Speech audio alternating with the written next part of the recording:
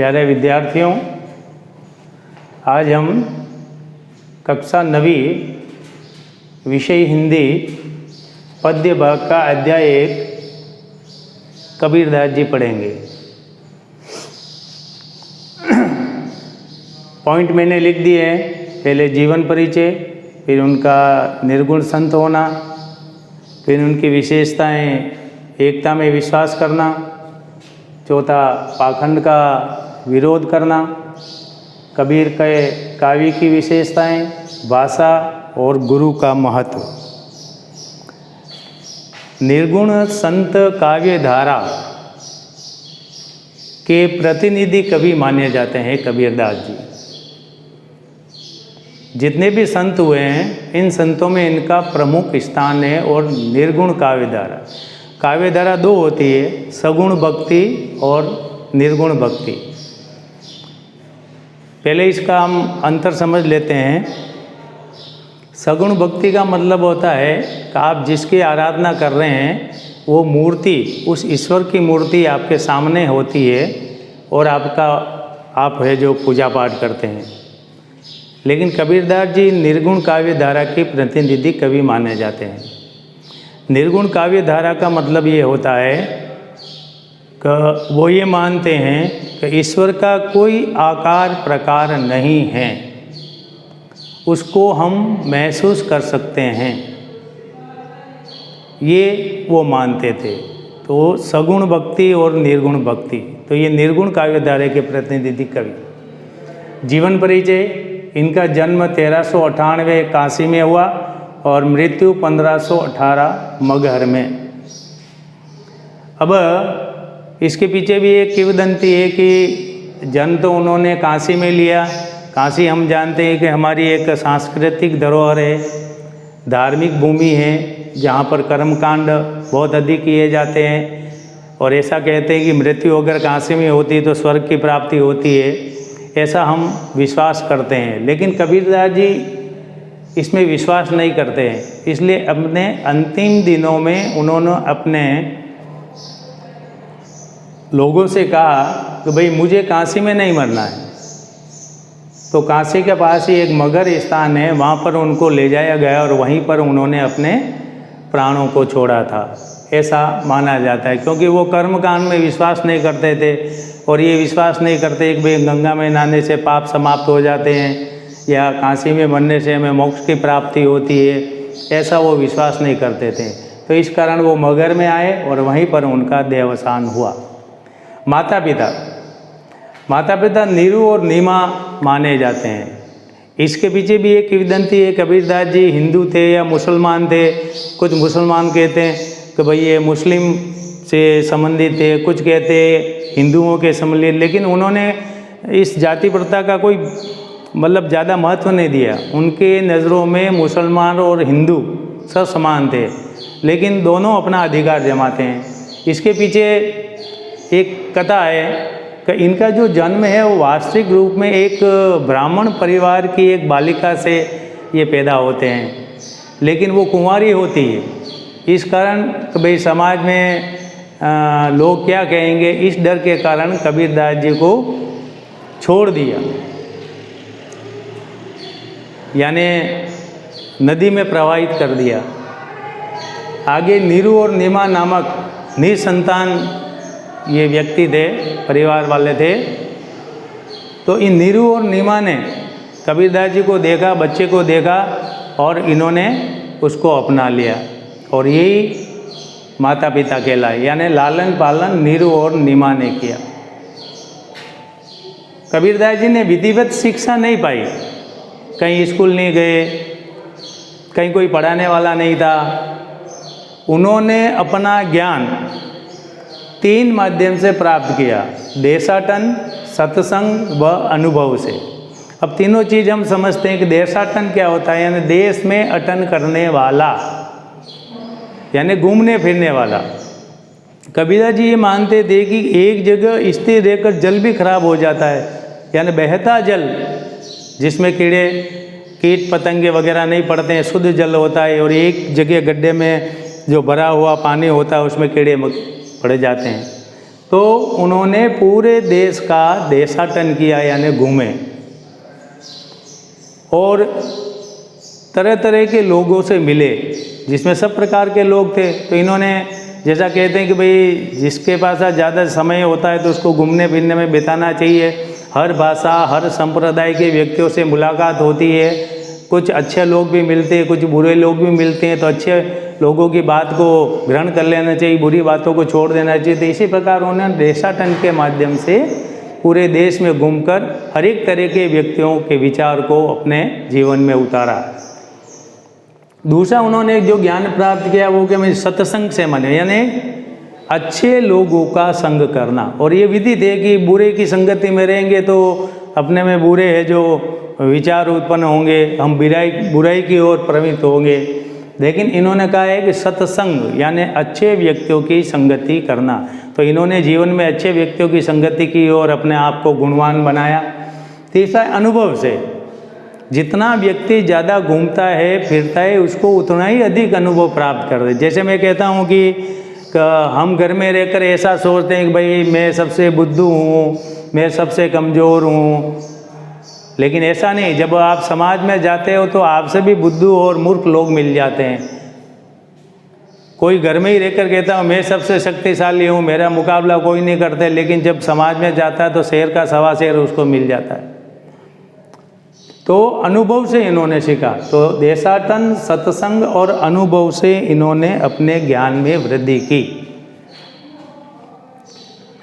उन्होंने खुद लिखा है कि मैं पढ़ा लिखा नहीं हूँ, कमसी कागज छुयो नहीं, कलम गई नहीं हाथ। उन्होंने खुद लिखा है कि कागज छुयो नहीं, कलम गई नहीं हाथ, यानी मैंने कभी जीवन में कागज को नहीं छुआ और कलम कभी हाथ में नहीं पकड़ी, यानी वो पढ़े लिखे नहीं थे, खुद का। दूसरी बात उन्होंने कहा था, मैं कहता हूँ आँखों देखी, जग कहता है कागज लेकी। वो कहते हैं कि दो प्रकार का ज्ञान होता है, सैद्धांतिक और व्यवहारिक। लेकिन कबीरदास जी ने कहता है कि मैं व्यवहारिक ज्ञान को महत्व देता हूँ, इसलिए कहा है कि मैं कहता हूँ आँखों देखी, यानी मैं जो आँखों से देख लेता हूँ, अनुभव करता हूँ, वही चीज़ कहता हूँ और वो सत्य होती है। कबीरदास जी व्यवहारवादी थे।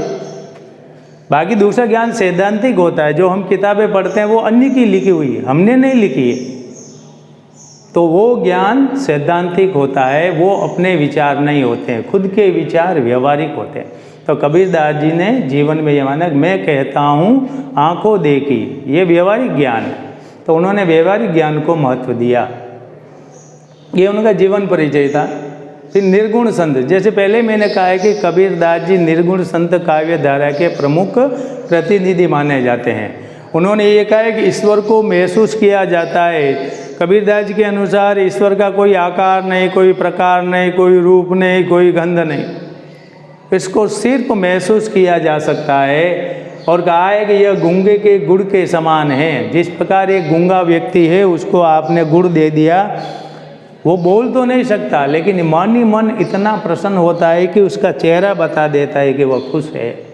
इसलिए कहा है कि इसकी प्राप्ति गूंगे गुड़ के समान है, जैसे गूंगे को गुड़ दे दिया गया हो, और किस प्रकार वो आनंद विभोर होता है।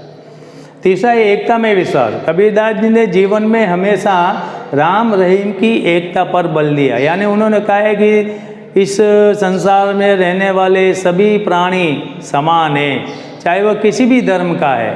कबीरदास जी ने जीवन में हिंदुओं को भी उतना ही महत्व दिया जितना कि मुसलमानों को, और अन्य धर्मावलंबी और मतावलंबियों का भी उन्होंने सहयोग किया। कभी एक दूसरे का विरोध उन्होंने नहीं किया। इसलिए वो एकता में विश्वास रखते थे कि सभी लोग प्रेम से एक साथ आराम से रहे, एक दूसरे के सुख दुख में काम आए और आराम से जीवन व्यतीत करें। तो एकता में वो विश्वास करने वाले थे। चौथा है पाखंड का विरोध किया। कबीरदास जी ने सबसे ज़्यादा हिंदुओं और मुसलमानों के धर्म में प्रचलित धार्मिक आडंबर और पाखंडों पर है जो कड़ा प्रहार, हिंदुओं को भी लताड़ा और मुसलमानों को भी कहा। मुसलमानों को कहा खाला संग बेटी ब्यावे, मुर्गा मुर्गी लाए के धोई चे के चढ़ाए और एक साथ खाते। उन्होंने मांस वर्जित बताए, लेकिन कहा ये मुसलमान मांस खाते हैं। खाला संग ब्याह रचाए, अपनी मौसी की बेटी या मौसी से भी है जो शादी कर लेते हैं, फिर तुम्हारा कौन सा धर्म है। हिंदुओं के लिए कहा है कि हिंदू करे अपनी बढ़ाई, गागर छुअन दे, वेश्या के तन पावन सोरे, देखो ये हिंदू आई। उन्होंने कहा है कि हिंदू अपने आप को सबसे बड़े मानते हैं, लेकिन कभी भी अछूत जातियों को पानी तक नहीं पिलाते। मटका छुअने दे, गागर यानी मटका, मटके को हाथ नहीं लगाने देते। तो ये फिर कौन सा उच्च स्तर है। का मुल्ला जब दे बांग खुदाई, मुसलमान जो नमाज पढ़ते हैं तो अल्लाह अकबर बड़े ज़ोर ज़ोर से चिल्लाते हैं। उन्होंने क्या कहा, बहरा हुआ खुदा है। उन्होंने कहा क्या खुदा बहरा थोड़ी है, आप आराम से नाम लो तो भी वो सुन लेंगे। छापा तिलक लगाए कि भेड़ न वैकुंठ जाए, हिंदू लोगों को कहा है छापा और तिलक लगा के दिखावा करते हैं, इससे ईश्वर की प्राप्ति नहीं होती है। और उन्होंने ये भी कहा है कि मुंडन करवाते हैं हिंदू लोग, तो भेड़े तो रोज महीने में एक बार उसके बाल काटा जाते हैं, उनका मुंडन होता है तो वो क्यों नहीं स्वर्ग जाती है। तो उन्होंने गलत जो परंपराएं हैं हिंदू और मुसलमानों में, उनका डट कर है जो विरोध किया और समाज को स्वच्छ करने का काम किया। उन्होंने कहा कोई जाति और कोई संप्रदाय नहीं है, तो उन्होंने पाखंड का है जो घोर विरोध किया। हिंदू और मुसलमान दोनों धर्मों में जो प्रचलित कुप्रथाएं थी उस पर भी उन्होंने कहा है। और पत्थर जो पूजते हम उसके बारे में भी उन्होंने कहा है कि पत्थर पूछे ईश्वर मिले तो मैं क्यों न पूजूं पहाड़, इससे तो अच्छी चाकी जो पी सका है संसार। उन्होंने कहा छोटे छोटे पत्थर के माली पन्ना लगाकर पूजने करने से ईश्वर की प्राप्ति हो जाती है, तो मैं पहाड़ पूज लूँ। इससे तो ये चाकी को पूजो तो ये कम से कम गट्टी है जो चलती है और इसमें से आटा निकलता है, तो पूजने लायक तो ये। तो कहने का मतलब अनेक तरीक़ों से तर्कों के माध्यम से कबीर ने पाखंड का विरोध किया। कबीर का काव्य, कबीरदास जी ने अपने काव्य में धार्मिक और सामाजिक भेदभाव से मुक्त मनुष्य की कल्पना की। वो इस प्रकार के मनुष्य चाहते थे या इस प्रकार का जीवन चाहते थे कि उस पर धार्मिक आडंबर का प्रभाव नहीं हो और सामाजिक भेदभाव से दूर। यानी उन्होंने धर्म में जो प्रचलित बुराइयां हैं ऐसा व्यक्ति में नहीं होना चाहिए, सहज स्वभाव सरल स्वभाव का व्यक्ति होना चाहिए। और समाज में जो ऊंच नीच का भेदभाव का स्तर है, अछूत छुआछूत है, विभिन्न प्रकार के आडंबर है, इससे मुक्त मनुष्य की कल्पना की। सार्थक मनुष्य वही है जो सबको समान दृष्टि से देखता है। उन्होंने अपने काव्य में ईश्वर प्रेम को महत्व दिया कि सब छोड़ के ईश्वर की शरण में जाओ, भौतिकता के जीवन में मत पीड़ो। नहीं तो उन्होंने कहा कि मासी गुड़ में पड़ी रही पंख रहे लपटाए, ताली पीटे सिर धुने अब करे क्या। मक्की होती है वो गुड़ पर चिपक जाती है तो पंख लिपट जाते हैं और मीठे के चक्कर में है जो दम तोड़ देती है। तो व्यक्ति भी भौतिक सांसारिक जीवन को महत्व देने के लिए रात दिन पैसा कमाने की ओर में लगे रहते हैं, लेकिन वो पैसा उनका कोई काम नहीं आता। एक दिन है जो छोड़कर सबको जाना पड़ता है। तो उन्होंने कहा कि सिर्फ ईश्वर प्रेम करने वाला मनुष्य होना चाहिए। उन्होंने अपने ज्ञान के द्वारा, वैराग्य के द्वारा इस पर भी उन्होंने प्रकाश डाला कि ज़्यादा इकट्ठा नहीं करना, जितना चाहिए 2 वक्त का खाना मिल जाए बाकी सब में बांट दो, इकट्ठा मत करो, ये समाज के लिए घातक है। और गुरु भक्ति और सत्संग पर जोर दिया। सत्संग का हमने पहले ही बनाया कि अच्छे लोगों की संगति में व्यक्ति को रहना चाहिए। और गुरु भक्ति पर भी उन्होंने जोर दिया। उन्होंने कहा है कि बड़ी लगन से मेहनत करने पर आपको ईश्वर की प्राप्ति होती है और जिसको ईश्वर की प्राप्ति हो जाती है उसको अच्छा गुरु मिल जाता है। नहीं तो वो कहते हैं कि खराब अगर गुरु मिलता है, कम ज्ञानी गुरु मिलता है तो गुरु और चेले दोनों ही डूबे। यानी गुरु भी डूबता है और चेले का जीवन भी समाप्त हो जाता है। इसलिए गुरु की भक्ति होनी चाहिए। गुरुर् ब्रह्मा गुरुर् विष्णु गुरुर्देवो महेश्वर, हमने पढ़ा है गुरु साक्षात ब्रह्म तस्मै से गुरु है। गुरु गोविंद दोऊ खड़े काके लागो पाए, बलहारी गुरु आपने जो गोविंद दियो बताए। ये सब कबीर ने कहा है। इसलिए गुरु भक्ति पर जोर दिया है कि अच्छा व्यक्ति जो कर्म करता है, मन का सरल होता है, उसको ईश्वर की प्राप्ति और ईश्वर की कृपा से ही उसको सही गुरु मिलता है और वही इस भव सागर से हमें पार करवाता है। तो इस प्रकार उन्होंने कबीर के काव्य में उन्होंने विभिन्न प्रकार की ये जानकारी हमें दी। भाषा पंचमेली है, इनकी सद्दुकड़ी है, यानी साधु लोग जो उपयोग करते हैं। और पंचमेली इसलिए कहा है कि 5 भाषाओं का इसमें सम्मिश्रण है, राजस्थानी भी है, मेवाती भी है, पंजाबी भी है, कुछ अन्य भाषाओं के शब्द इन्होंने इस्तेमाल किए, इसलिए पंचमेली है, यानी 5 भाषाओं का समूह है। सद्दुकड़ी भाषा जो साधु लोग जीवन में उपयोग करते हैं, उस प्रकार की भाषा का महत्व इन्होंने इसमें रखा है। और अंत में कहा है गुरु का मत, गुरु के महत्व पर ज़्यादा उन्होंने जोर दिया है। जैसा मैंने पहले ही कहा कि गुरु की जो भक्ति करता है उसका जीवन सफल हो जाता है, उसकी नैया पार हो जाती है। तो इस प्रकार हमने एक छोटा सा विषय लिया है, जीवन परिचय, निर्गुण संत काव्य धारा, एकता में विश्वास, पाखंड का विरोध, कबीर का काव्य, भाषा और गुरु का महत्व। इसमें से आपको एक ही प्रश्न करना है कि भक्ति काल के कबीरदास जी भक्ति काल के सर्वश्रेष्ठ कवि हैं, ये एक प्रश्न करना है। यानी कबीरदास जी भक्ति काल के सर्वश्रेष्ठ कवि हैं, इसको समझाइए, ये प्रश्न करना है। और उसमें आपको जीवन परिचय देना, निर्गुण संत काव्य धारा बताना है, एकता में विश्वास, जितने जो पॉइंट हैं उन पॉइंट को लिखकर आप उसका वर्णन करना है। इसके बाद हम इनके जो साखिए हैं वो साखिए लेंगे दूसरे वीडियो में। धन्यवाद।